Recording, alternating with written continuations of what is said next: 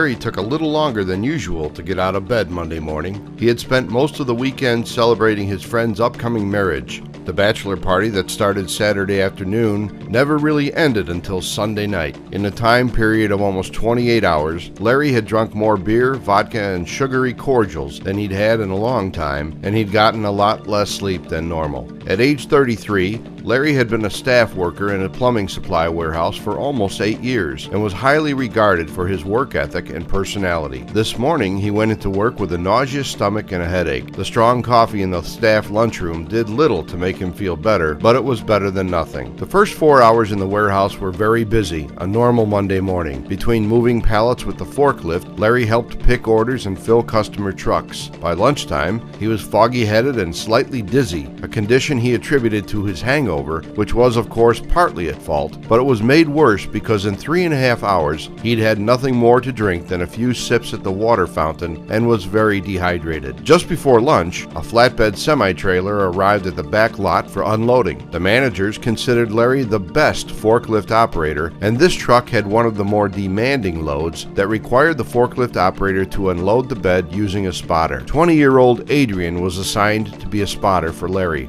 Adrian was fairly new, and Larry had been training him in warehouse operations for the last 2 weeks. Larry drove a forklift out to the side of the flatbed trailer while Adrian walked behind. For 15 minutes, Larry lifted several bundles off the truck and moved them inside to a rack placed in the warehouse loading area. Moving almost on automatic, Larry was not even aware that his spotter was doing little more than watching him work. All Larry could think about was getting this truck unloaded, getting to lunch, and taking a nap on that big fat couch in the break room. As he lifted the second to last load off the flatbed, he reversed a little too quickly, and the load shuddered and tilted to the left. Larry realized that the pallet was too far out on the forks, so he stopped and lowered them back down, which allowed him to get the forks placed securely under the load. After lifting the load, he backed up, quickly turning the wheel and lowering the load after it cleared the side of the truck. Driving away toward the warehouse entrance, he heard someone shouting behind him, but ignored it until he saw a coworker run past him, yelling at him and pointing back where he had just been. Stopping, Larry turned around and saw someone lying on the ground. His first thought was the truck driver must have fallen, but then realized that it was his spotter, Adrian, and that the man bending over him was yelling for someone to call an ambulance.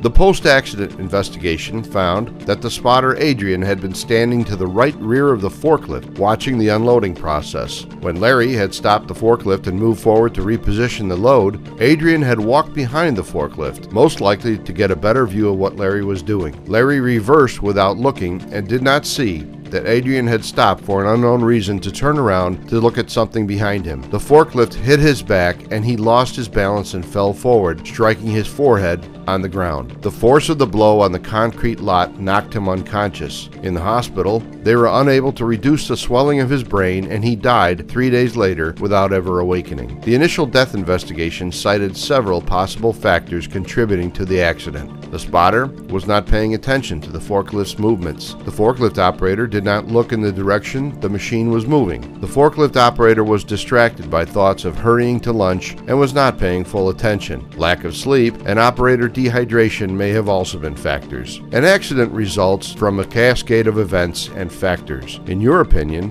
what other events or factors contributed to this incident? And if you were investigating this incident, what questions would you ask?